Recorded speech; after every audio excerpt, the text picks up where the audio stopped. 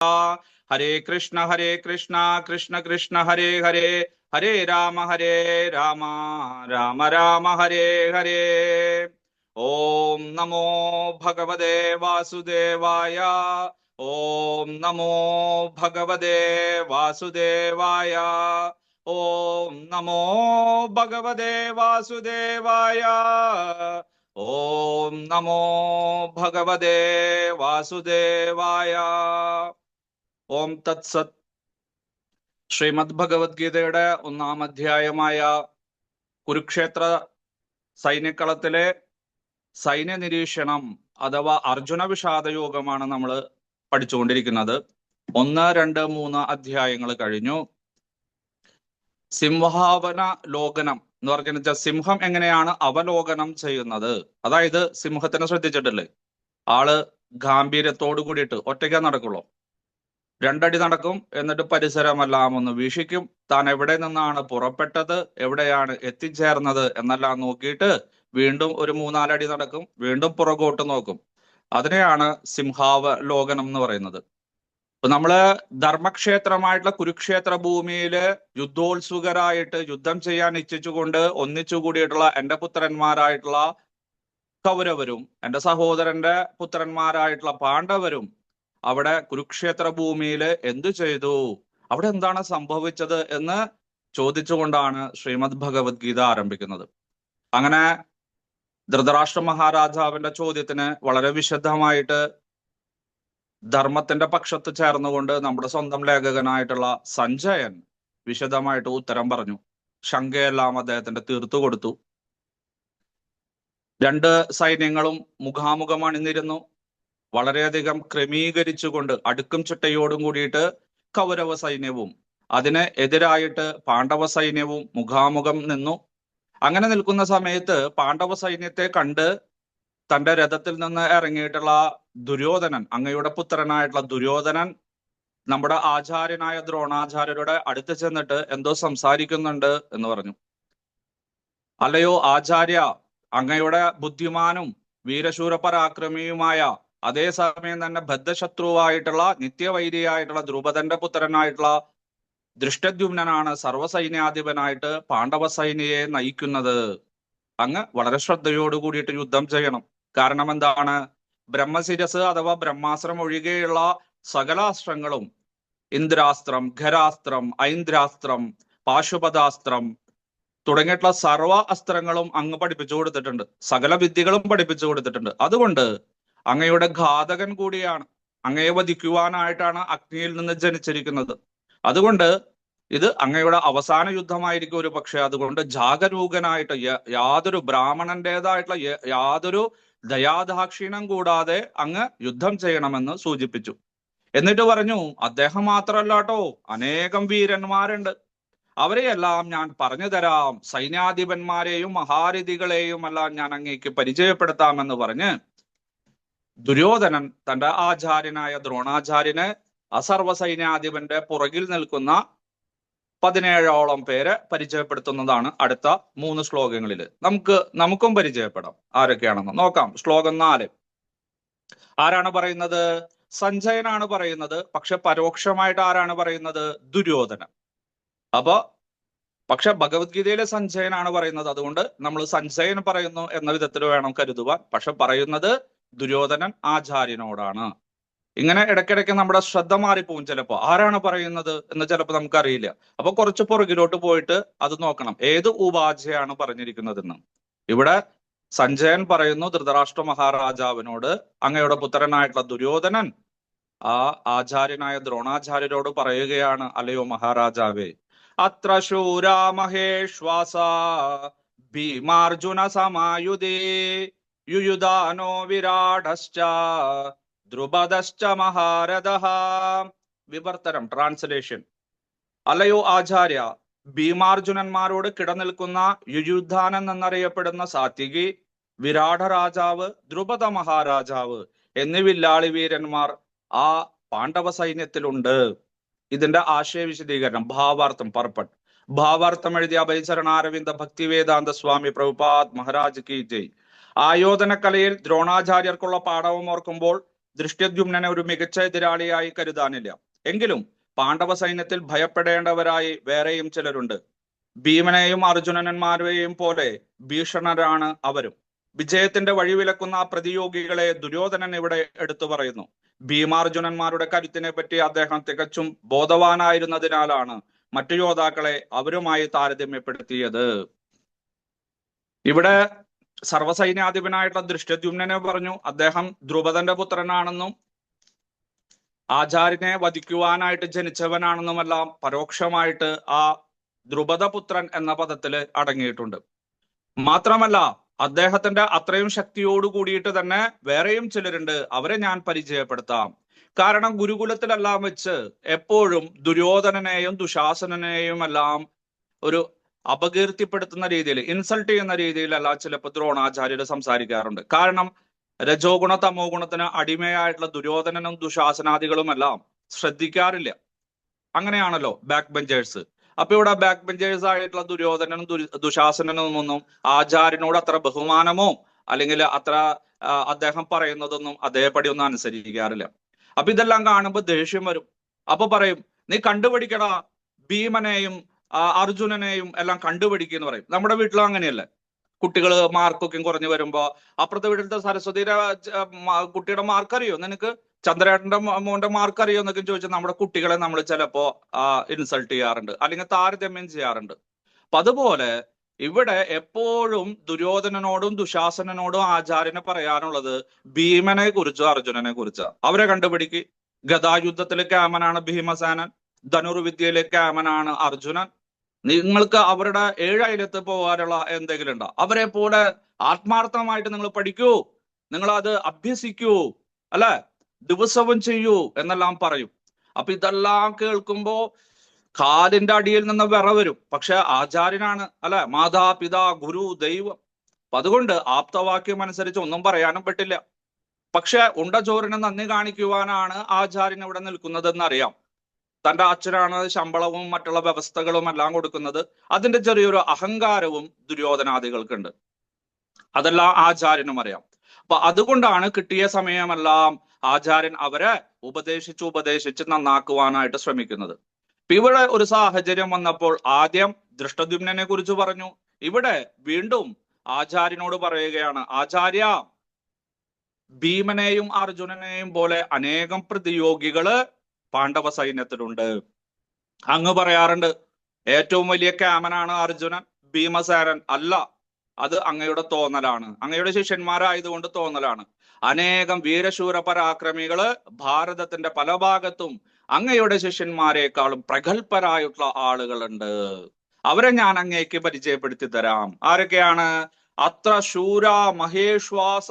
അത്ര ഇവിടെ ഈ സൈന്യത്തിൽ, കാരണം വളരെ അടുത്താണ് നിൽക്കുന്നത് രണ്ട് സൈന്യവും. അതുകൊണ്ട് ദുര്യോധനൻ പറയുകയാണ്, നോക്കൂ, ഈ സൈന്യത്തില്, ഈ പാണ്ഡവ സൈന്യത്തില് ശൂരാഹ, ശൂരന്മാര്, ശൃണന്തി ഇതി ശൂരാഹ, ഹിംസിക്കുവാൻ വളരെയധികം കെൽപ്പുള്ളവർ, എല്ലാവരെയും വധിക്കാൻ കഴിവുള്ളവനായിട്ടുള്ള അനേകം ആളുകൾ. മഹേശ്വാസ, മഹത്വായിട്ടുള്ള വിശ്വാസങ്ങൾ പിടിച്ചുകൊണ്ട്. വിശ്വാസം എന്ന് പറഞ്ഞെന്ന് വെച്ചാൽ വില്ല്, ധനുസ്. ഇഷു എന്ന് പറഞ്ഞാൽ അസ്ത്രം, അമ്പ്. അമ്പുകൾ എയ്യുന്നത് എന്തുകൊണ്ടാണോ അതിനെ വിശ്വാസം എന്ന് പറയുന്നു. എങ്ങനെയുള്ള വിശ്വാസങ്ങളാണ്?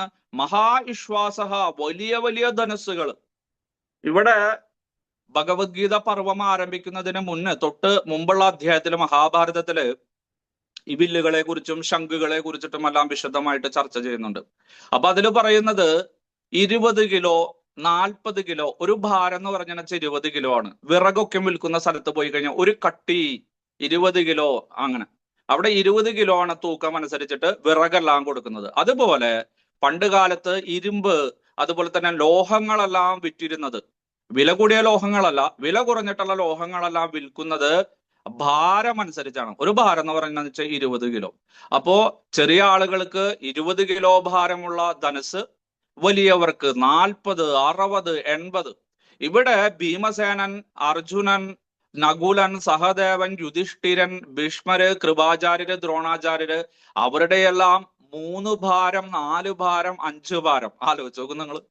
60 കിലോ, 80 കിലോ, 100 കിലോ ഭാരമുള്ള ധനുസ് ഇടത് കൈ കൊണ്ട് പൊന്തിച്ച് 2-3 കിലോ ഭാരമുള്ള അമ്പുകളാണ് ഇവര് എഴുതുകൊണ്ടിരിക്കുന്നത്. നമ്മുടെ ക്യാമന്മാരായിട്ടുള്ള ആളുകളെ കുറിച്ചിട്ട് നിങ്ങൾക്ക് ഒരു ബോധം ഉണ്ടായിരിക്കണം.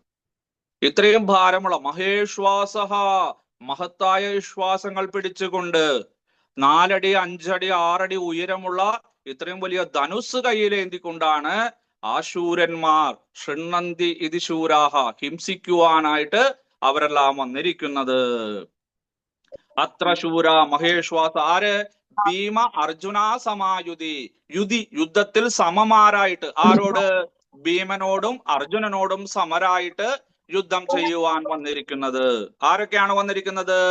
യുയുധാനോ വിരാടശ്ച, യുയുധാനം വന്നിരിക്കുന്നുണ്ട്. അതാ നോക്കൂ ആചാര്യ, മുന്നില് യുയുധാനനാണ് വന്നിരിക്കുന്നത്. ആരാണ് യുയുധാനൻ? സാത്യകി, ഭഗവാന്റെ വൃഷ്ണി വംശത്തിൽപ്പെട്ട ഒരു സാത്വതന്മാർ എന്ന് പറയുന്ന ഒരു വംശമുണ്ട്. വൃഷ്ണി വംശത്തിൽ തന്നെ വംശങ്ങളുണ്ട്, ജാതികളും ഉപജാതികളും ഒക്കെ ഉണ്ട്.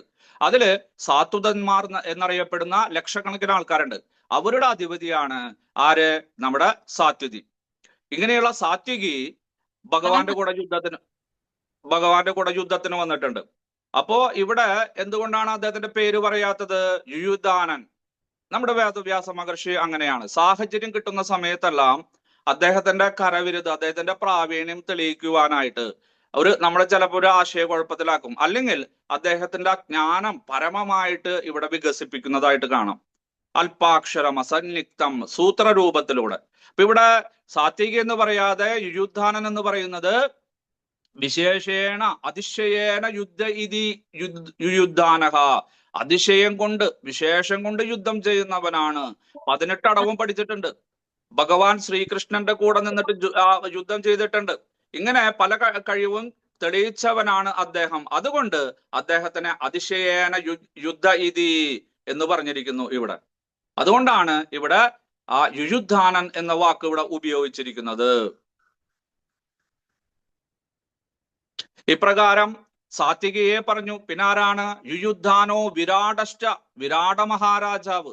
ഇവര് ആ 12 വർഷത്തെ വനവാസം കഴിഞ്ഞിട്ട് 1 വർഷം അജ്ഞാതവാസം പൂർത്തിയാക്കാനായിട്ട് എവിടെയാണ് താമസിച്ചത്? വിരാട രാജത്ത്, മത്സ്യരാജത്ത്. അപ്പൊ മത്സ്യരാജാവാണ് അദ്ദേഹം. എന്നിരുന്നാലും പറഞ്ഞിരിക്കുന്നത് വിരാട വിശേഷേണ രടയതി, വിശേഷം കൊണ്ട് ശത്രുക്കളുടെ മർമ്മത്തിലേക്ക് മാത്രം അസ്ത്രമയക്കാൻ കഴിവുള്ളവൻ. അതാണ് വിശേഷേണ രടയതി വിരാടഹ. അങ്ങനെ വിരാട രാജാവ് വന്നിട്ടുണ്ട്. വിരാട രാജാവിന്റെ മകളായിട്ടുള്ള ഉത്തരയെയാണ് ഇവിടെ നമ്മുടെ അഭിമന്യു വിവാഹം കഴിച്ചിരിക്കുന്നത് അജ്ഞാതവാസം കഴിയുന്ന സമയത്ത്.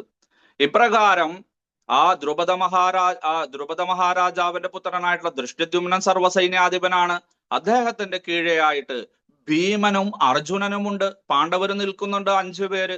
ഇവിടെ ഭീമന്റെയും അർജുനന്റെയും പേര് മാത്രമേ ഇവിടെ പറഞ്ഞിട്ടുള്ളൂ. മറ്റുള്ളവരുടെ പറയേണ്ട ആവശ്യമില്ല, കാരണം തീർച്ചയായിട്ടും അവരുണ്ട്. പക്ഷെ പ്രഗത്ഭന്മാരാണ് ഭീമനും അർജുനനും.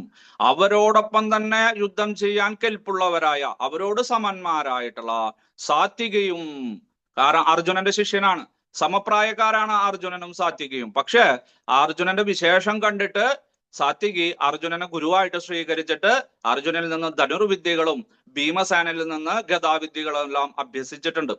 അങ്ങനെ യുയുധാനൻ എന്നറിയപ്പെടുന്ന സാത്വികയും ആ മത്സ്യരാജാവായ വിരാട രാജാവും വന്നിട്ടുണ്ട്. പിന്നെയോ ദ്രുപദശ്ച മഹാരഥഃ, ദ്രുപദ മഹാരാജാവും വന്നിട്ടുണ്ട്. പാഞ്ചാല രാജ്യത്തിലെ ആ ധ്രുവൃക്ഷം ഇതി ധ്വജചിഹ്നം.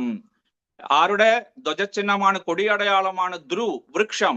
അവരെയെല്ലാം ദ്രുപദൻ എന്നാണ് പറയപ്പെടുന്നത്. ഇവിടെ ദ്രുപദൻ എന്ന് പറഞ്ഞ യജ്ഞസേനൻ, ദ്രൗപദിയുടെ പിതാവായിട്ടുള്ള യജ്ഞസേനനെയാണ് പറയുന്നത്. മഹാരഥഃ, അവരെല്ലാവരും മഹാരഥന്മാരാണ്. എന്താ മഹാരഥന്മാരുടെ നിർവചനം? ഏകോ ദശസഹസ്രാണി യോധയേത് യാസ്തു ധന്യനാം ശാസ്ത്രപ്രവീണശ്ച മഹാരഥ ഇതി സ്മൃതഃ. ആരാണ് ഏകോദശസഹസ്രം? 10,000. ചിലർ പറയുന്നു ഏകാദശ സഹസ്ര, അവിടെ ദീർഘ ലോപിച്ചിട്ട് 11,000 യോദ്ധാക്കളോട്. ചിലർ പറയുന്നു ഏകോദശ സഹസ്ര, 10,000, ഏകദശ 10,000 ആളുകളോട്. എന്തായാലും കുഴപ്പമില്ല, നമുക്ക് 10,000 ആയിക്കോട്ടെ 11,000 ആയിക്കോട്ടെ. 10,000-ഓ 11,000-ഓ യോദ്ധാക്കളോട്. എങ്ങനെയുള്ള? യസ്തു ധന്യനാം, ആയുധം കയ്യിലേന്തിയിട്ടുള്ള, ധനുസ് കയ്യിലേന്തിയിട്ടുള്ള യോദ്ധാക്കളോട്. ഒറ്റയ്ക്ക് ആരാണ് പോരിടുന്നത്? മാത്രമല്ല ശാസ്ത്ര പ്രവീണശ്ച, ധനുർവേദത്തിലും മറ്റു വേദങ്ങളിലുമെല്ലാം പ്രാവീണത്തോടു കൂടിയിട്ട് എല്ലാ ആയുധങ്ങളും ഉപയോഗിക്കാൻ കഴിവുള്ളവനും സ്വന്തം തേരാളിയെയും കുതിരയെയും എല്ലാം സംരക്ഷിക്കുവാനും കഴിവുള്ളവൻ ആരാണോ മഹാരഥ ഇതി സ്മൃതഃ, മഹാരഥൻ എന്ന് പറഞ്ഞു കേട്ടിട്ടുണ്ട്, എന്റെ ഗുരു പറഞ്ഞു തന്നിട്ടുണ്ട് എന്നാണ് പറയുന്നത്. അപ്പൊ 11,000 പേരോട് ഒറ്റയ്ക്ക് യുദ്ധം ചെയ്യാൻ കഴിവുള്ളവനാണ്. നമ്മുടെ മിലിറ്ററിയിൽ അല്ലെങ്കിൽ പോലീസിൽ നോക്കിക്കഴിഞ്ഞെന്ന് വെച്ചാൽ നമുക്ക് കാണാൻ സാധിക്കും, സൈനിക് അല്ലെ, constable, head constable, sub inspector, assistant sub inspector, circle inspector, superintendent, major, major general, DIG, IG, അങ്ങനെയുള്ള കുറെ പദവികളുണ്ട്. ഇനി മിലിറ്ററിയിൽ നോക്കിക്കഴിഞ്ഞാൽ second lieutenant, lieutenant, major, general, major general, ഇങ്ങനെ കുറെ പദവികൾ കാണാൻ സാധിക്കും. ഇതെല്ലാം തന്നെ 5000-10,000 വർഷങ്ങൾക്ക് മുമ്പ് നമ്മുടെ സനാതന ധർമ്മത്തിൽ, ഹിന്ദു ധർമ്മത്തിൽ ഉണ്ടായിരുന്നു. അത് രതി, അതിരതി, മഹാരഥി, അതിമഹാരഥി, മഹാമഹാരഥി ഇങ്ങനെയുള്ള പദങ്ങളെ കൊണ്ടാണ് സൂചിപ്പിച്ചിരുന്നത്. 1000 പേരോട് ഒറ്റയ്ക്ക് യുദ്ധം ചെയ്യാൻ കഴിവുള്ളവൻ രതി, 5000 പേരോട് ഒറ്റയ്ക്ക് യുദ്ധം ചെയ്യാൻ കഴിവുള്ളവൻ അതിരതി, അതിനേക്കാളും ഇടയിൽ 2000-3000 ആളുകളോട് ഒറ്റയ്ക്ക് യുദ്ധം ചെയ്യാൻ കഴിവുള്ളവൻ അർദ്ധരതി, അതുപോലെ തന്നെ 10,000-11,000 ആളുകളോട് ഒറ്റയ്ക്ക് യുദ്ധം ചെയ്യാൻ കഴിവുള്ളവൻ മഹാരഥി അല്ലെങ്കിൽ മഹാരഥൻ, 12 മഹാരഥന്മാരോട് ഒറ്റയ്ക്ക് യുദ്ധം ചെയ്യാൻ കഴിവുള്ളവൻ അതിമഹാരഥി, 24 മഹാരഥന്മാരോട് ഒറ്റയ്ക്ക് യുദ്ധം ചെയ്യാൻ കഴിവുള്ളവൻ മഹാമഹാരഥി. ഇങ്ങനെയാണ് പദവികൾ പറഞ്ഞിരുന്നത്. ആദ്യം രാജാവിനോട് ചോദിക്കും, ഏതാ പദവി, എന്താ നിങ്ങളുടെ ഗ്രേഡ്, എന്താ, രതിയാണോ, അതിരതിയാണോ, മഹാരഥിയാണോ, അതോ അതിമഹാരഥിയാണോ, മഹാമഹാരഥിയാണോ, ഇങ്ങനെ എല്ലാത്തിലും ഉണ്ട്. പക്ഷെ മഹാമഹാരഥി എന്ന് പറഞ്ഞ വിരലിൽ എണ്ണാവുന്നവരേ ഉണ്ടാവുള്ളൂ. കാരണം 24 മഹാരഥന്മാരോട് ഒറ്റയ്ക്ക് യുദ്ധം ചെയ്യാൻ കഴിവുള്ളവര് വളരെ ചുരുക്കം പേരുണ്ടായിട്ടുള്ളൂ. അതുപോലെ തന്നെ അതിമഹാരഥി, മറ്റു രഥികളും അതിരഥികളും അർദ്ധരഥികളും മഹാരഥികളും എല്ലാം വളരെയധികം ആളുകൾ ഉണ്ടായിരുന്നു. ഇവരെല്ലാവരും അല്ലയോ ആചാര്യ, ഞാൻ ഈ പറഞ്ഞിട്ടുള്ള ദൃഷ്ടദ്യുമ്നനും ഭീമസേനനും അർജുനനും പാണ്ഡവരും സാത്വികയും വിരാട രാജാവും ദ്രുപദ മഹാരാജാവും എല്ലാം മഹാരഥന്മാരാണ് എന്ന് അങ്ങേക്ക് അറിയാമല്ലോ എന്ന് പറയുകയാണ്. ഇവിടെ മഹാരഥ എന്ന പദം ആരുടെ പേരിനോട് ചേർന്നിട്ടാണ് ഉപയോഗിച്ചിരിക്കുന്നത്? ദ്രുപദശ്ച മഹാരഥ. നോക്കൂ, കാരണം ആ രോക്ഷം ആളിക്കത്തിക്കാൻ, കാരണം പാണ്ഡവരോട് ഇപ്പോഴും മാനസികമായിട്ട് അടുപ്പമുണ്ടെന്ന് ആർക്കറിയാം? ദുര്യോധനറിയാം. അതുകൊണ്ട് അവരോടുള്ള സ്നേഹം അല്ലെ, ഈ പേര് പറഞ്ഞിട്ട്, ആരുടെ പേര് പറഞ്ഞിട്ട്? ദ്രുപദന്റെ പേര് പറഞ്ഞിട്ട്, ദ്രുപദപുത്രന്റെയും ദ്രുപദപുത്രിയുടെയും പേര് പറഞ്ഞിട്ട് ആചാര്യന് അർജുനനോടുള്ള മമത തകർക്കുവാൻ വേണ്ടിയിട്ടാണ് ദ്രുപദശ്ച മഹാരഥ. എല്ലാവരും മഹാരഥന്മാരാണ്, പിന്നെ പ്രത്യേകിച്ച് ദ്രുപദന്റെ പേരോട് എടുത്തു പറയേണ്ട വല്ല ആവശ്യമുണ്ടോ? എന്നാലും ആ രോക്ഷം ആളിക്കത്തിക്കുവാനായിട്ട് ഇവിടെ അകുശാഗ്ര ബുദ്ധിക്കാരനായിട്ടുള്ള കുടിലതന്ത്രജ്ഞനായിട്ടുള്ള ദുര്യോധനൻ പറയുകയാണ് ദ്രുപദശ്ച മഹാരഥ. ആ അങ്ങയുടെ സുഹൃത്തായിട്ടുള്ള പണ്ടത്തെ സമകാലീനായിട്ടുള്ള കൂട്ടുകാരനായിട്ടുള്ള, ഗുരുകുലത്തിലെ കൂട്ടുകാരനായിട്ടുള്ള ദ്രുപദനുണ്ടല്ലോ, നിത്യവൈരിയായിട്ടുള്ള, അവനും മഹാരഥനാണ്. അതാ അദ്ദേഹവും പുത്രന്റെ പിന്നിൽ നിൽക്കുന്നുണ്ട്, അങ്ങ് സൂക്ഷിച്ചു നോക്കൂ എന്ന് പറയാണ്. എന്നിട്ടോ പിന്നെ ഞാൻ ആരാണ് നിൽക്കുന്നത്? അടുത്ത ശ്ലോകത്തിൽ പറയാണ്, ശ്ലോകം 5 ദൃഷ്ടകേതുശ്ചേകിതാനഃ കാശിരാജശ്ച വീര്യവാൻ പുരുജിത് കുന്തിഭോജശ്ച ശൈബ്യശ്ച നരപുംഗവഃ. വിവർത്തനം: ദൃഷ്ടകേതു, ചേകിതാനൻ, കാശിരാജാവ്, പുരുജിത്, കുന്തിഭോജൻ, ശൈബ്യൻ എന്നീ വീരന്മാരായ യോദ്ധാക്കളും അവിടെ സന്നിഹിതരായിട്ടുണ്ട്. അല്ലയോ ആചാര്യ, അതിന്റെ പിന്നില്, ആ വ്യൂഹത്തിന്റെ പിന്നിൽ ആരാണ് നിൽക്കുന്നത്? സർവസൈന്യാധിപന്റെ പിന്നിൽ ആരാണ് നിൽക്കുന്നത്? ദൃഷ്ടകേതു, ചേകിതാനൻ, 2 പേരുണ്ട്. ആരാണ് ഇവര് 2 പേരും? ശിശുപാലന്റെ പുത്രനാണ് ദൃഷ്ടകേതു. ദൃഷ്ടകേതുവിന്റെ പുത്രനാണ് ചേകിതാനന്റെ പുത്രനാണ് ചികിതാനൻ. എവിടത്തെ രാജാവ്? ചേതി രാജാവ്. ശിശുപാലന്റെ കഥയെല്ലാം നിങ്ങൾക്കറിയാം. അവിടെ വൃഷ്ണി വംശത്തില് ഭഗവാൻ ശൂരസേനന്റെ പുത്രനായിട്ട് വസുദേവരും, വസുദേവരുടെ പുത്രനായിട്ടാണ് നമ്മുടെ വാസുദേവനായിട്ടുള്ള ഭഗവാൻ ശ്രീകൃഷ്ണൻ ജനിച്ചത്. അങ്ങനെ വൃഷ്ണി വംശത്തിലെ ശൂരസേന മഹാരാജാവിന് വസുദേവരായിട്ടുള്ള ഭഗവാന്റെ പിതാവ്, അതുപോലെ തന്നെ പ്രദ നമ്മുടെ കുന്തിദേവി, ശ്രുതശ്രവസ് എന്ന് പറഞ്ഞിട്ടുള്ള വേറൊരു പെൺകുട്ടി ഉണ്ടായിരുന്നു, വസുദേവരുടെ സഹോദരിയായിട്ട്. അങ്ങനെ ശ്രുതശ്രവസിനെ ദമഘോഷൻ എന്ന് പറയുന്ന ചേതി രാജാവ് വിവാഹം കഴിച്ചു. കുറെ നാളുകൾ കഴിഞ്ഞിട്ടും അവർക്ക് കുട്ടികളൊന്നും ഉണ്ടായില്ല. ഈ ദമഘോഷൻ ഒരു ശിവഭക്തനായിരുന്നു, മഹാദേവന്റെ. അദ്ദേഹം കുറെ നാള് മഹാദേവനെ പൂജിച്ചു. അങ്ങനെ മഹാദേവൻ പ്രത്യക്ഷപ്പെട്ടിട്ട് പറഞ്ഞു, അങ്ങേക്ക് ഒരു പുത്രൻ ഉണ്ടാവും, അങ്ങ് അപരാധിപ്പെടേണ്ട ആവശ്യമില്ല, കൊട്ടാരത്തിലേക്ക് പോയിക്കോളൂ എന്ന് പറഞ്ഞു. അങ്ങനെ രാജർഷിയായിട്ടുള്ള ദമഘോഷൻ കൊട്ടാരത്തിലെത്തി ഈ സന്തോഷ വിവരങ്ങളെല്ലാം ഭാര്യയായിട്ടുള്ള ശ്രുതശ്രവസിനെ പറഞ്ഞു കൊടുത്തു. സന്തോഷായി. അങ്ങനെ കുറച്ച് നാളുകൾ കഴിഞ്ഞപ്പോ ശ്രുതശ്രവസ് ഗർഭം ധരിച്ചു, കുട്ടിയുണ്ടായി. പക്ഷെ കുട്ടീനെ കണ്ടപ്പോ കുട്ടി വേണ്ടായിരുന്നില്ല എന്ന് തോന്നി. എന്താ കാരണം? കുട്ടിക്ക് 3 കണ്ണുകൾ, 2 കണ്ണുകൾ കൂടാതെ നെറ്റിയുടെ നടുവില് ഒരു വിരൂപത്തോട് കൂടിയിട്ട്, വൈരൂപ്യത്തോട് കൂടിയിട്ട് ഒരു കണ്ണ്, മാത്രമല്ല 4 കൈകൾ. ആരെങ്കിലും ഇഷ്ടപ്പെടുവോ? ഇല്ല അല്ലെ? നമുക്കൊരു ഭയം തോന്നുന്ന രീതിയിലായിരുന്നു. അതുകൊണ്ട് മഹാദേവനോട് പറഞ്ഞു, മഹാദേവ, ഞങ്ങൾ ഈ കുട്ടിയെ ഉപേക്ഷിക്കുവാൻ പോകുകയാണ്. വർഷങ്ങളായിട്ട് തപസ് ചെയ്ത് അങ്ങയെ പ്രീതിപ്പെടുത്തി പൂജകളെല്ലാം ചെയ്തത് ഇതിനു വേണ്ടിയിട്ടായിരുന്നു. അങ്ങ് എന്ത് അപരാധമാണ് ചെയ്തത്? ഉടനെ തന്നെ ആകാശവാണി വന്നു, അല്ലയോ ശ്രുതശ്രവസേ, ദമഘോഷ മഹാരാജാവേ, ഒരിക്കലും കുട്ടിയെ ഉപേക്ഷിക്കരുത്. കുട്ടി സാധാരണ നിലയിലായിത്തീരും. ആരുടെ കൈകൊണ്ടാണോ കുട്ടി മരിക്കുന്നത്, ആരാണോ കുട്ടിയെ വധിക്കുന്നത്, അദ്ദേഹത്തിന്റെ മടിയിൽ കുട്ടിയെ ഇരുത്തിക്കഴിഞ്ഞാൽ അദ്ദേഹത്തിന്റെ സ്പർശനം കൊണ്ട് കുട്ടിയുടെ ഈ വിരൂപതയെല്ലാം മാറിക്കിട്ടെന്ന് പറഞ്ഞു. സന്തോഷായി. 2 കാര്യങ്ങൾ, ഒരു വെടിക്ക് 2 പക്ഷി. എന്താണ്? ഒന്ന്, കുട്ടിയുടെ ഈ വിരൂപമെല്ലാം മാറിക്കിട്ടും. രണ്ടാമത്, കുട്ടി ആരുടെ കൈകൊണ്ടാണ് മരിക്കുന്നത് അതറിയാൻ സാധിക്കും, അവനെ വേണമെങ്കിൽ വകവരുത്താം. അങ്ങനെ തന്റെ മകൻ അനേകം നാള് ജീവിച്ചിരിക്കുമെന്ന് മാതാപിതാക്കൾ വിചാരിച്ചു. അങ്ങനെ കുട്ടിയുടെ 1-ാം ജന്മദിനം വന്നു. എല്ലാവരെയും ക്ഷണിച്ചു. അംഗം, വംഗം, കലിംഗം, ചോളം, കിഷ്കിന്ധം, ഗാന്ധാരം, കേകയം, പാടലീപുത്രം, വിജയാനഗരം, അമൃതസരസ്, സകല രാജ്യങ്ങളിലും കത്തയച്ചു. സാമന്ത രാജാക്കന്മാരും ചക്രവർത്തികളും സാമ്രാട്ടുകളും മഹാരാജാക്കന്മാരും എല്ലാവരും വന്നു. എന്തുദ്ദേശത്തോടു കൂടിയിട്ട്? ഘാതകൻ ആരാണെന്ന് കണ്ടുപിടിക്കണം, അല്ലാതെ വേറെ ഉദ്ദേശമൊന്നുമില്ല. എല്ലാവരും വന്നു. അതിഗംഭീരമായിട്ടുള്ള സദ്യ, നൃത്തങ്ങള്, മദ്യപാനം എല്ലാം കൊടുത്തു സമൃദ്ധിയായിട്ട്. എന്നിട്ട് എല്ലാവരുടെ മടിയിലും വെച്ചു കൊടുത്തു. കുട്ടിയെ ഒന്ന് കൊഞ്ചിക്കണേ, കുട്ടിയെ ഒന്ന് നോക്കണേ എന്നൊക്കെ പറഞ്ഞിട്ട്. ഈ കാര്യമൊന്നും പറയാൻ പോയില്ല ആരോടും.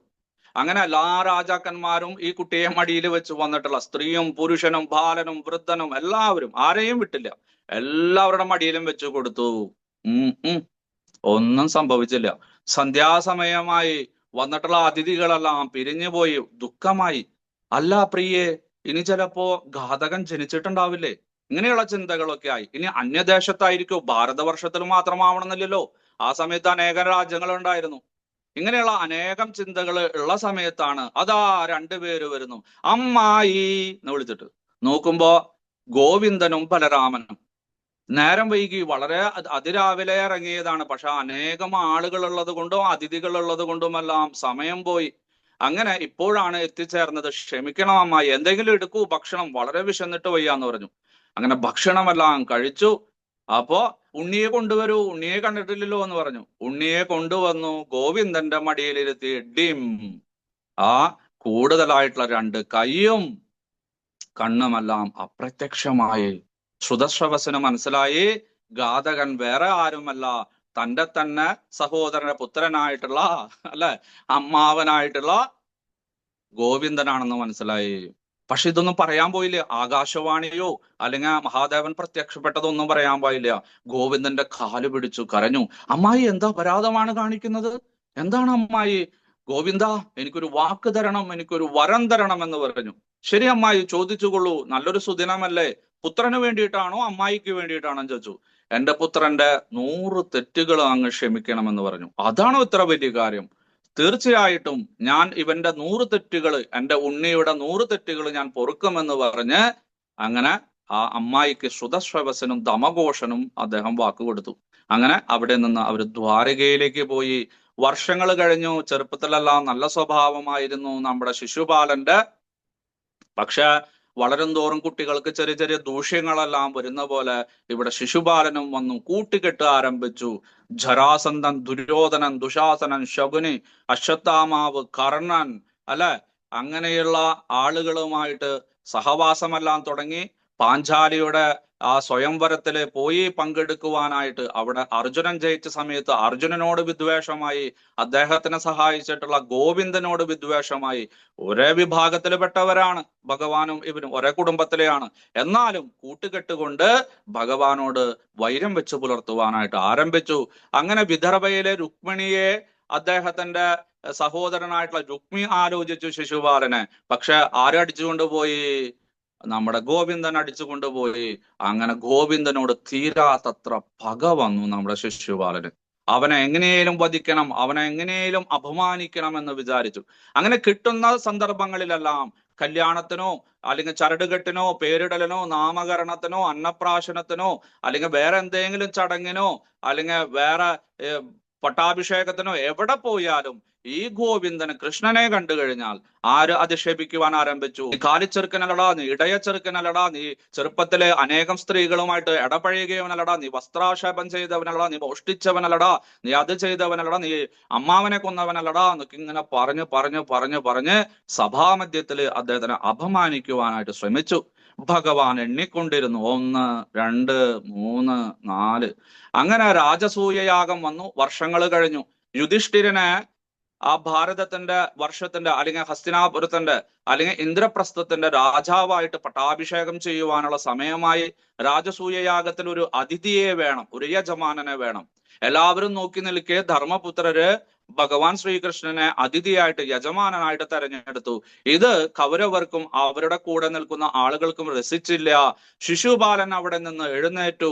ഈ കാലിച്ചെറുക്കനെയാണോ നിങ്ങൾ യജമാനനായിട്ട് സ്വീകരിച്ചിരിക്കുന്നത്? എത്രയോ ആളുകളുണ്ട് മഹാത്മാക്കരായിട്ട്. ഭീഷ്മപിതാമഹനുണ്ട്, വേദവ്യാസ മഹർഷിയുണ്ട്, അനേകം മഹർഷിമാര് അവിടെ, മൈത്രേയ മഹർഷി, അസിതൻ, ദേവലൻ, ഇവരെല്ലാം എത്തിച്ചേർന്നിട്ടുണ്ട്. ദൗമ്യ മഹർഷി വന്നിട്ടുണ്ട്. കൂടാതെ അനേകം ക്ഷത്രിയ രാജാക്കന്മാർ വന്നിട്ടുണ്ട്. ദ്രോണാചാര്യര്, കൃപാചാര്യര് തുടങ്ങിയിട്ടുള്ള ആളുകൾ വന്നിട്ടുണ്ട്. ഇവരെയെല്ലാം നികഴ്ത്തിക്കൊണ്ട് നീ വെറും കാലിച്ചെറുക്കനായിട്ടുള്ള ഇടയച്ചെറുക്കനായിട്ടുള്ള അനേകം സ്ത്രീകളെ വിവാഹം ചെയ്തിട്ട് അവരുടെ ഭർത്താവായിട്ട് രമിച്ചു നടക്കുന്ന ഈ ഗോപാലബാലകനെയാണോ നീ തെരഞ്ഞെടുത്തതെന്നെല്ലാം അധിക്ഷേപിക്കുവാൻ ആരംഭിച്ചു. അങ്ങനെ 99 കഴിഞ്ഞു, 100 കഴിഞ്ഞു. ഭഗവാൻ സുദർശന ചക്രം കൊണ്ട് ആ വേദിയിൽ വെച്ച് ശിശുപാലന്റെ കഥ കഴിച്ചു. അങ്ങനെ അവിടെ വെച്ച് തന്നെ അദ്ദേഹത്തിന്റെ പുത്രനായിട്ടുള്ള ദൃഷ്ടകേതുവിനെ ആ ചേതി മഹാരാജത്തിന്റെ ചക്രവർത്തിയായിട്ട് മഹാരാജാവായിട്ട് അഭിഷേകം ചെയ്തു.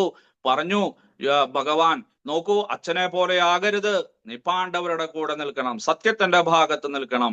നീ സാമന്ത രാജാവാണ്, ഇത് പാണ്ഡവരുടെ രാജ്യമാണ് ചേതി, അദ്ദേഹത്തിനെ വധിച്ചത് കൊണ്ട്. പക്ഷെ നിനക്ക് ദാനമായിട്ട് നൽകുന്നു, നീ എപ്പോഴും വിധേയനായിട്ട് കപ്പമെല്ലാം കൊടുത്തുകൊണ്ട് നീ എപ്പോഴും പാണ്ഡവരുടെ കൂടെ നിൽക്കണമെന്ന് പറഞ്ഞു.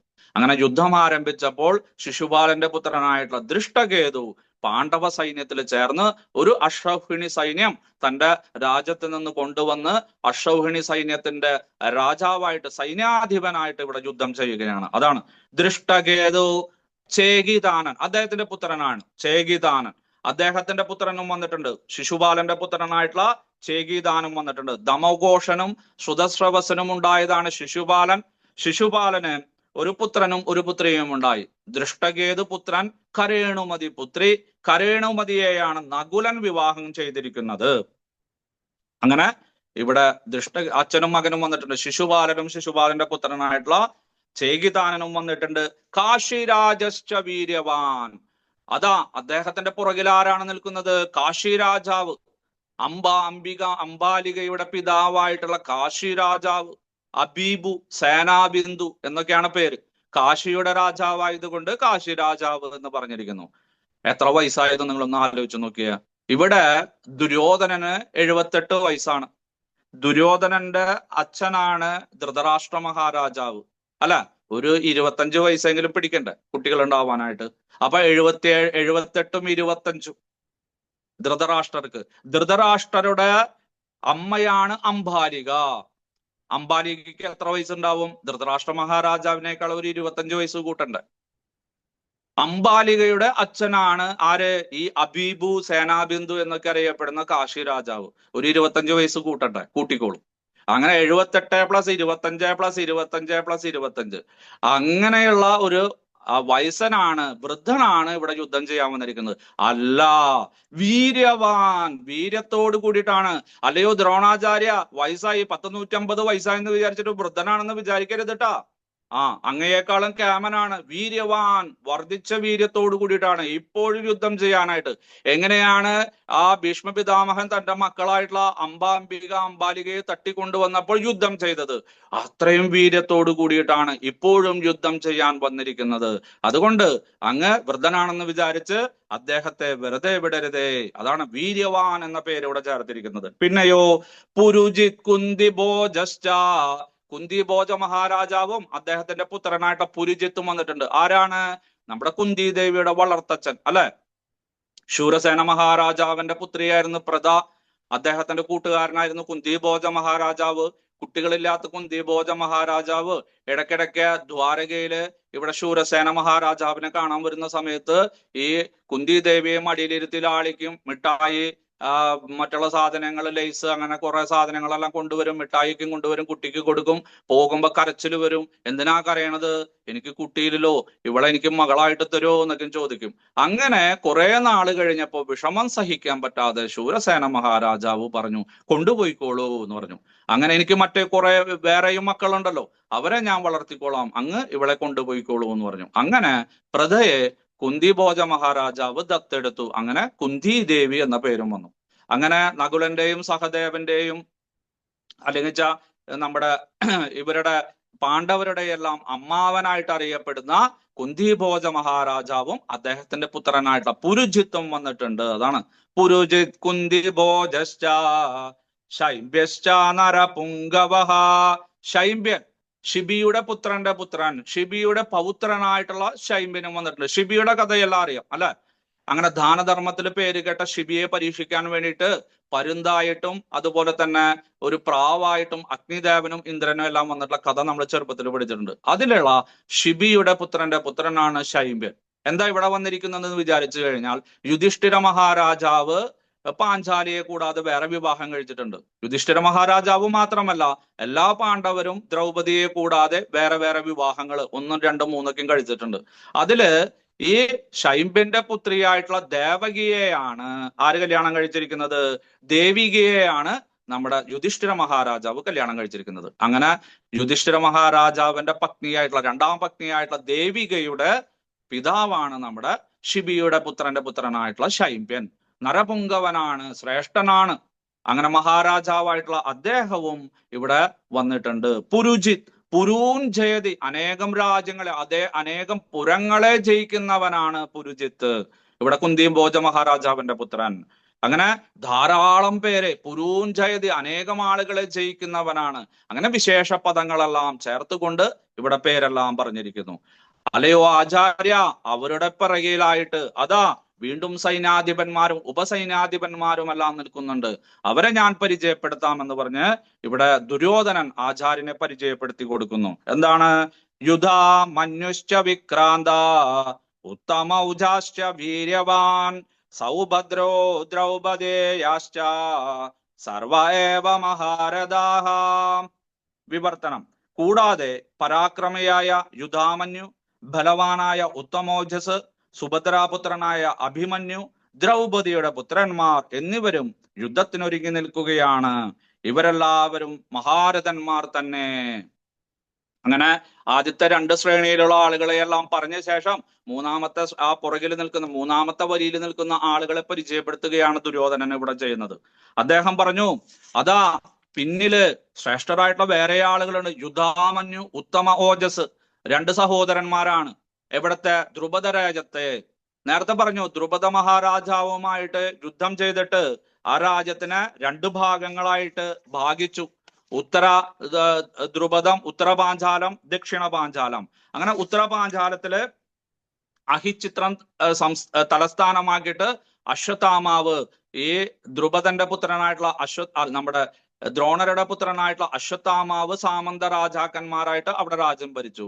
പകുതി ഭാഗം അങ്ങനെ നീ കൊണ്ടുപോയിക്കോളൂ എന്റെ ഉച്ഛിഷ്ടമായിട്ട്, എന്റെ ദാനമായിട്ട് എന്ന് പറഞ്ഞിട്ട് അവന്റെ ശിരസിലെല്ലാം കാല് വെച്ച്, പാഞ്ചാല രാജാവിന്റെ ശിരസിൽ കാല് വെച്ചുകൊണ്ട് ദ്രോണാചാര്യര് ദാനമായിട്ട് നൽകിയിട്ടുണ്ട്. ദക്ഷിണ പാഞ്ചാലം, കാമ്പില്യം, അതിന്റെ തലസ്ഥാനമാണ് കാമ്പില്യം. അവിടെയാണ് ആര് ഭരിക്കുന്നത്? ദ്രുപദ മഹാരാജാവും പുത്രനായിട്ടുള്ള ദൃഷ്ടദ്യുമ്നെല്ലാം ഭരിക്കുന്നത്. അങ്ങനെ തന്റെ ആ ദക്ഷിണ പാഞ്ചാല രാജ്യത്തിലെ നാട്ടുരാജാക്കന്മാരുണ്ട്, ചെറിയ ചെറിയ രാജാക്കന്മാര്. അതില് രണ്ടുപേരാണ് ആര്? യുധാമന്യു, ഉത്തമ ഓജസ്. രണ്ട് ചെറിയ കുട്ടികളാണ്, ചെറുപ്പക്കാരാണ്, അവര് സഹോദരന്മാരാണ്. അങ്ങനെ ദ്രുപദ മഹാരാജാവ് യുദ്ധത്തിന് വന്നപ്പോൾ ഈ നാട്ടുരാജാക്കന്മാരായ ഇവരെയും ഇവിടേക്ക് യുദ്ധത്തിന് കൊണ്ടുവന്നു. അല്ല, യുധാമന്യു പേര് പോലെ തന്നെ ആ യുദ്ധത്തിൽ മനസ്സുകൊണ്ട് യുദ്ധം ചെയ്യുവാൻ, എവിടെയാണ് മനസ്സ് അവിടെ തന്റെ ശരങ്ങൾ എത്തിക്കും, തന്റെ ആയുധങ്ങൾ എത്തിക്കും.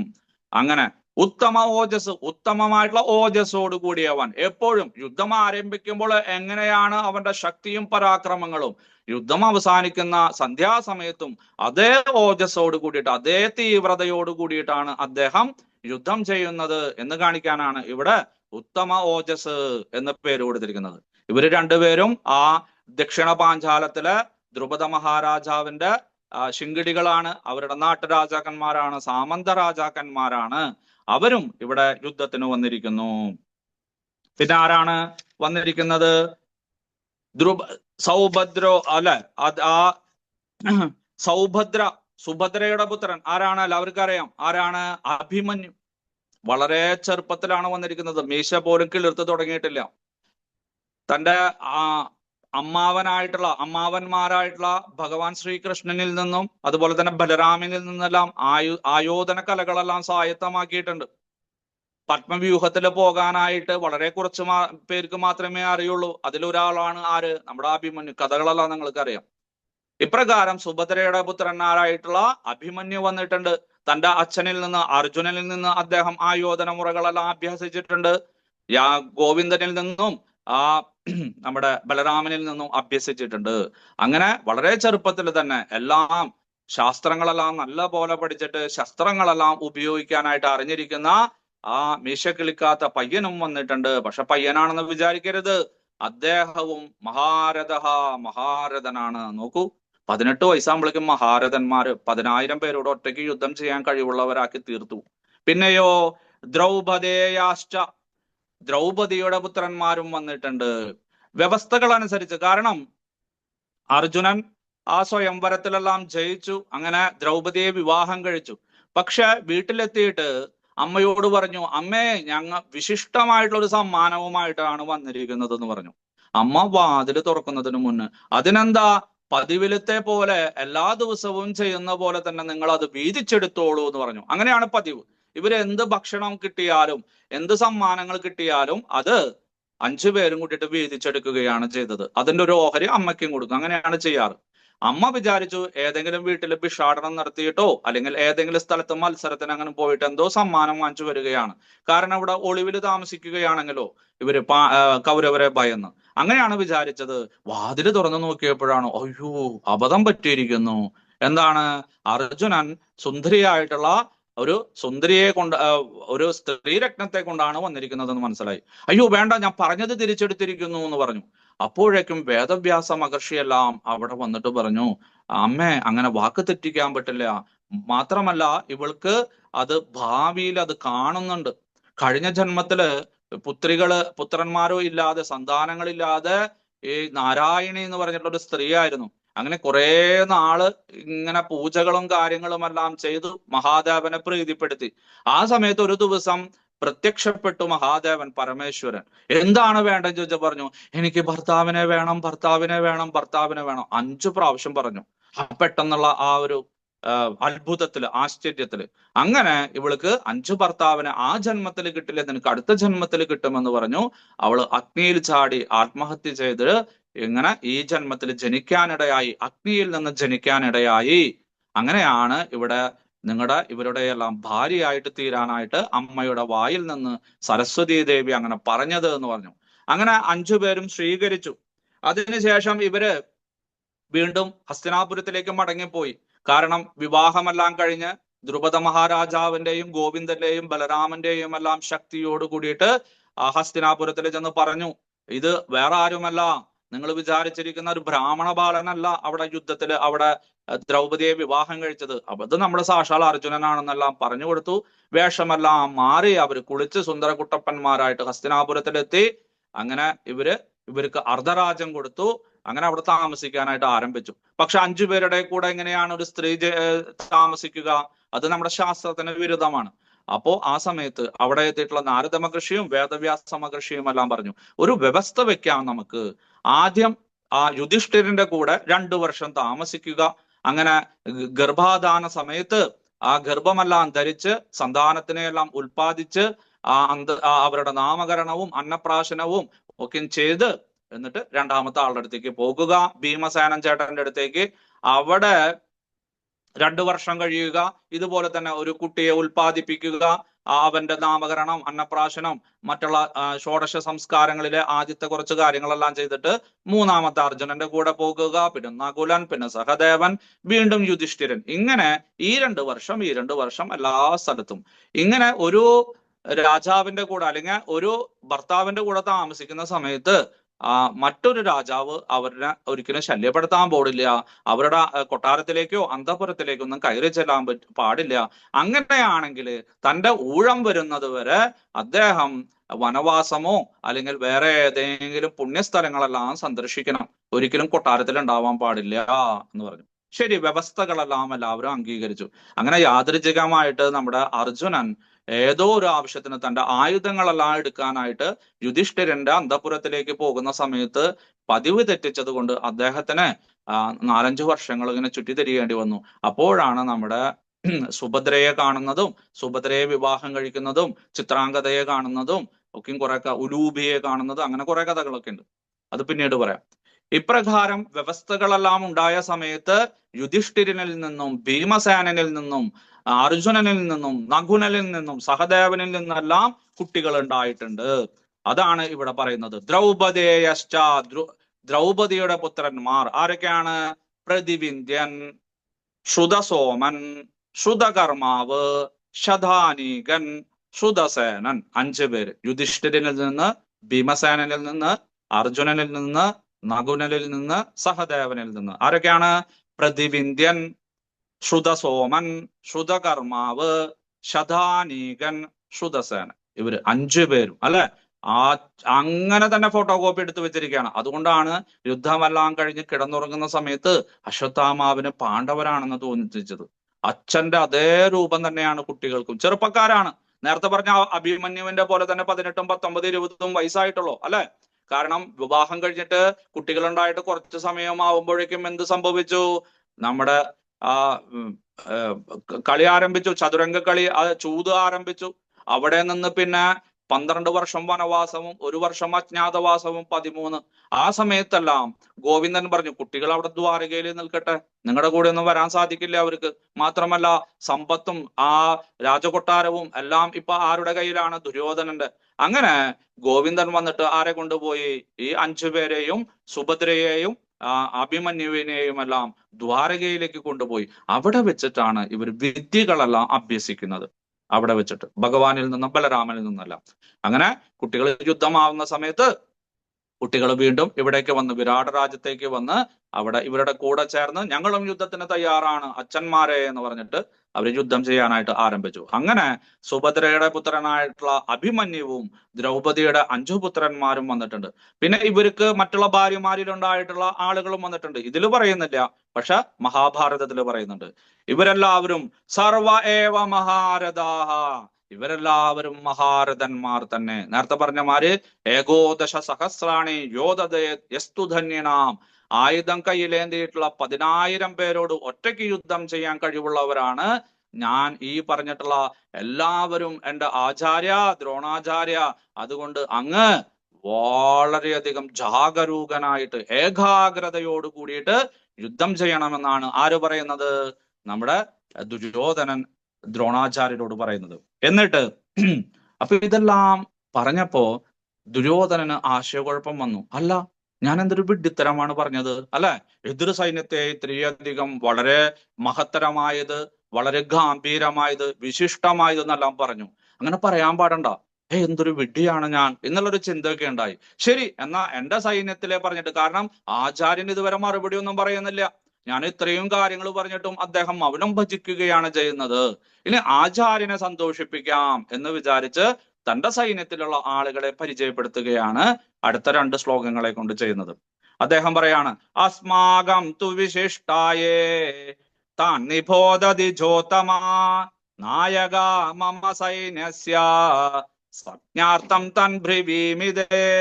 വിവർത്തനം: അല്ലയോ ബ്രാഹ്മണോത്തമ, എന്റെ സൈന്യത്തെ നയിക്കുന്നതിന് യോഗ്യതയുള്ള പടനായകന്മാരായ സൈന്യാധിപന്മാരെ പറ്റി ഞാൻ പറഞ്ഞു തരാം എന്ന് അങ്ങനെ എതിർ സൈന്യത്തെ, അതായത് പാണ്ഡവ സൈന്യത്തിലെ 17ഓളം വിശിഷ്ടരായിട്ടുള്ള ആളുകളുടെ എല്ലാം പേര് പറഞ്ഞ് അവരുടെ ഗുണഗണങ്ങളെല്ലാം പറഞ്ഞ ശേഷം തന്റെ സൈന്യത്തിലുള്ള ആളുകളെ പരിചയപ്പെടുത്തുകയാണ് ദുര്യോധനൻ ഈ ശ്ലോകത്തിൽ ചെയ്യുന്നത്.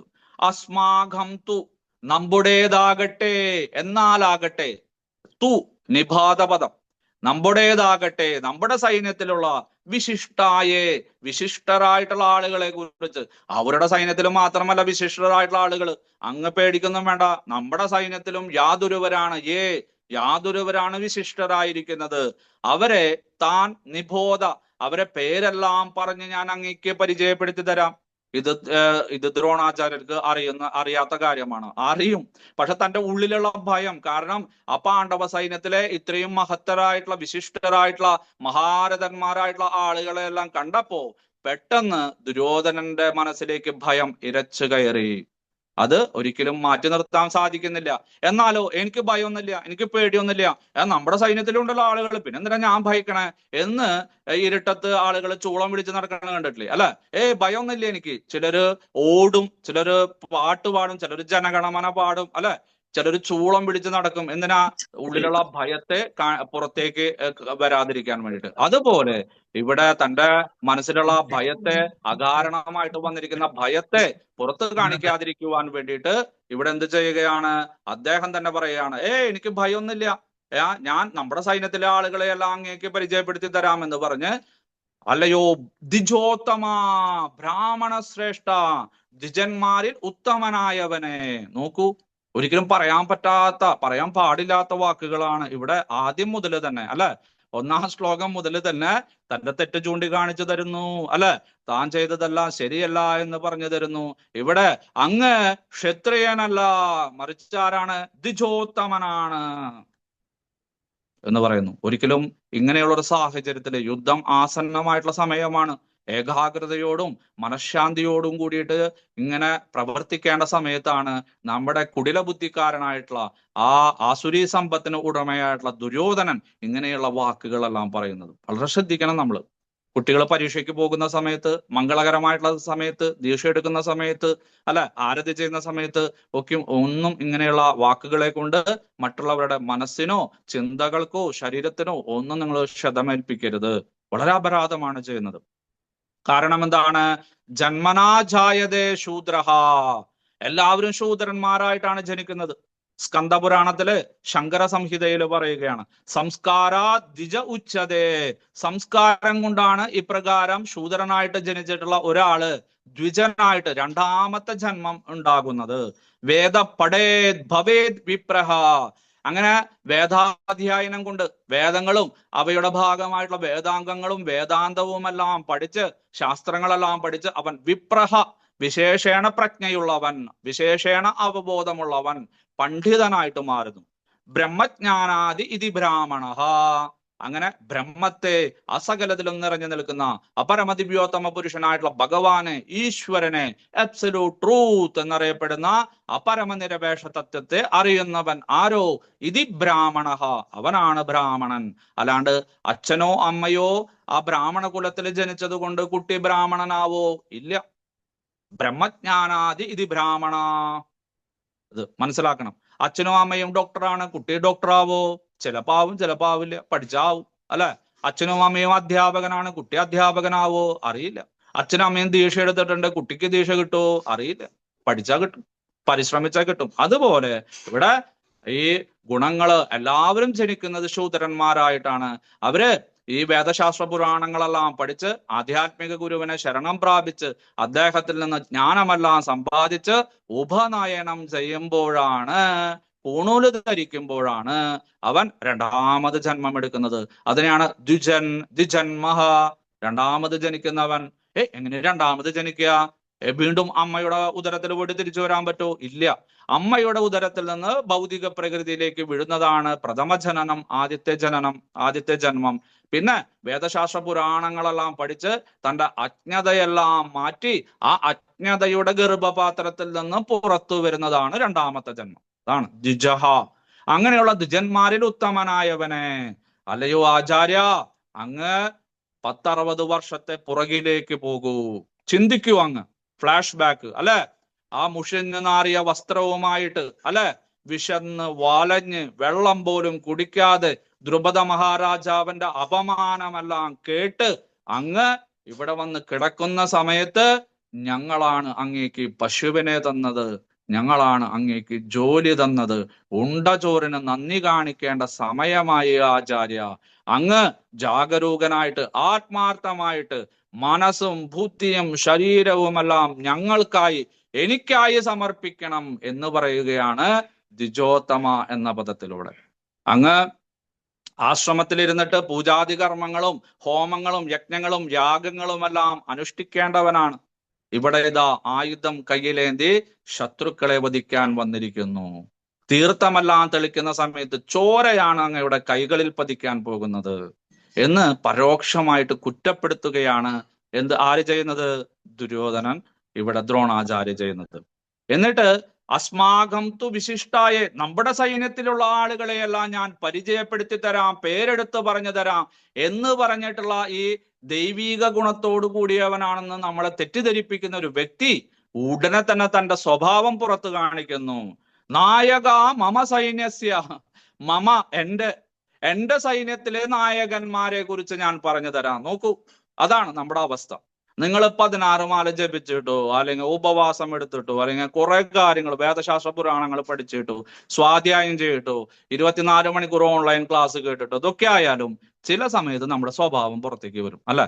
ബസ്സിൽ കയറുന്ന സമയത്ത് ആരെങ്കിലും കാലിൽ ചവിട്ടി കഴിഞ്ഞാൽ, അല്ലെങ്കിൽ വഴിയിൽ നിൽക്കുമ്പോൾ നമ്മൾ തള്ളിക്കഴിഞ്ഞാൽ, അല്ലെങ്കിൽ വേറെ എന്തെങ്കിലുമൊക്കെ സമയത്ത് നമുക്ക് ഇഷ്ടപ്പെടാത്ത കാര്യം പറയുമ്പോൾ നമ്മുടെ ഈ ഗുണങ്ങളെല്ലാം മാറ്റി നമ്മുടെ സ്വരൂപം അങ്ങോട്ട് പുറത്തേക്ക് വരാനായിട്ട് തുടങ്ങും, അല്ലെ? ആദ്യം ഇതെല്ലാം നമ്മുടെ വായിൽ നിന്ന് ഛർദിക്കുവാനായിട്ട് ആരംഭിക്കും. കേൾക്കാൻ പറ്റാത്ത പദങ്ങള്, ചെയ്യാൻ പാടില്ലാത്ത കാര്യങ്ങൾ. അതാണ്, നോക്കൂ, അസ്മാകം തു വിശിഷ്ടായേ, അല്ലയോ ആചാര്യ, നമ്മുടെ സൈന്യത്തിലുള്ള ആളുകളെയെല്ലാം ഞാൻ അങ്ങേക്ക് പറഞ്ഞു തരാം എന്ന് പറഞ്ഞ് 1 സെക്കൻഡ് ആവുമ്പോഴേക്കും നായക മമ സൈന്യസ്യ, എന്റെ സൈന്യത്തിലുള്ള ആളുകളെ ഞാൻ പരിചയപ്പെടുത്തി തരാമെന്നാണ് പറയുന്നത്. ഇതാണ് മനുഷ്യന്റെ അവസ്ഥയാണ്. കാലത്ത് അദ്ദേഹം ദേവഗുണമുള്ളവനായിട്ട് മാറുന്നു. കുളിച്ച് സുന്ദരകുട്ടപ്പനായി ചന്ദനക്കുരയ്ക്കും വെച്ച് അമ്പലത്തിലെല്ലാം പോയി, അല്ല, വാട്സപ്പിലൊക്കെല്ലാം ഭഗവാന്റെ പടങ്ങളെല്ലാം എല്ലാവർക്കും അയച്ച് ശുഭദിനം നേർന്നുകൊണ്ട് ഉച്ചയാകുമ്പോഴേക്കും അവൻ എവിടേക്കാവുന്നു? മനുഷ്യനായിട്ട് മാറുന്നു. വൈകുന്നേരം ജോലിയെല്ലാം കഴിഞ്ഞ് രണ്ടെണ്ണം വിട്ട് അടിച്ച് വന്ന് ഭാര്യയെയും മക്കളെയും എല്ലാം ഉപദ്രവിച്ച് രാക്ഷസനും അസുരനുമായിട്ട് മാറുന്നു. ഇതാണ് മനുഷ്യന്റെ ഒരു അവസ്ഥ. അതേപോലെ തന്നെ ഇവിടെ ദുര്യോധനൻ, അല്ല, എല്ലാ ഗുണങ്ങളോടും കൂടിയവനാണ് എന്ന് പറഞ്ഞാലും പക്ഷെ ആ ഗുണത്തിനെ, ആ ആസുരി സമ്പത്തിനെ മറച്ചു വെക്കാൻ സാധിക്കില്ല. അത് സംസ്കാരം കൊണ്ട് നേടിയെടുക്കേണ്ടവനാണ് എന്ന് പറഞ്ഞ് ഇവിടെ ആ തന്റെ അധ്യാപകനെ, തന്റെ ആചാര്യനെ ദ്വിജോത്തമൻ എന്ന് അവഹേളിച്ചുകൊണ്ട്, അതേസമയം അഹങ്കാരത്തോടു കൂടിയിട്ട് എന്റെ സൈന്യമാണ്, ഞാൻ ഉണ്ടാക്കിയതാണ് എന്ന് പറഞ്ഞിട്ട് തന്റെ അവിടെ ഉള്ള എല്ലാവരും എന്റേതാണ്, ഞാൻ പറയുന്നത് അനുസരിക്കുന്നവരാണ് എന്നുള്ള ആ ധാർഷ്ട്യം, ധിക്കാരം ഈ പദങ്ങളിൽ കാണാൻ സാധിക്കും. നായക മമ സൈന്യസ്യ സജ്ഞാർത്ഥം തൻ ഭ്രവീമിതേ, അങ്ങേക്ക് വേണ്ടിയിട്ട് ഞാൻ ഇവരെയെല്ലാം നല്ല പോലെ അറിയൂ, ഞാൻ അവരെയെല്ലാം, അല്ലെ, നമ്മുടെ സൈന്യത്തിലുള്ള എല്ലാവരെയും ഞാൻ അങ്ങേക്ക് പരിചയപ്പെടുത്തി തരാം. ചിലരെയെല്ലാം അങ്ങ് അറിയുന്നതാണ്, ചിലരെയെല്ലാം അങ്ങ് അറിയില്ല, അവരെയെല്ലാം നല്ല പോലെ ഞാൻ പറഞ്ഞു തരാം, പേര് ചൊല്ലി പറഞ്ഞു തരാം, അവരുടെ പദവികളെല്ലാം പറഞ്ഞു തരാം എന്ന് പറഞ്ഞ് ഇവിടെ വിരുദ്ധഭാവത്തിലുള്ള സംബോധന ചെയ്തുകൊണ്ട്, അല്ലെ, ക്ഷത്രിയനാണ്, ആയുധം കയ്യിലെടുത്തിട്ടാണ് വന്നിരിക്കുന്നത്, പടച്ചട്ടണിഞ്ഞിട്ടാണ് വന്നിരിക്കുന്നത്. അതേസമയം തന്നെ അങ്ങ് ഇതൊന്നുമല്ല, അങ്ങ് ദ്വിജോത്തമനാണ്.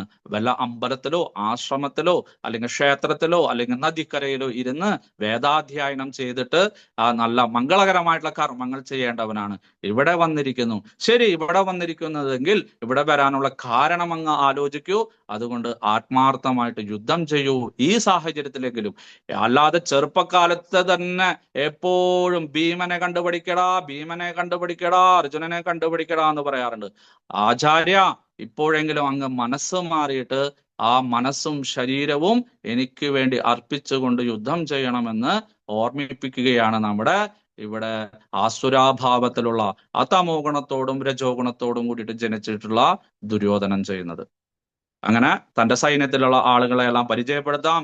ആചാര്യ, സമയം കഴിഞ്ഞിരിക്കുന്നു, അടുത്ത ശനിയാഴ്ച ഞാൻ അങ്ങേക്ക് വിശദമായിട്ട് പറഞ്ഞു തരാമെന്ന് പറഞ്ഞ് ദുര്യോധനൻ ആചാര്യനോട് ക്ഷമ ചോദിക്കുന്നു.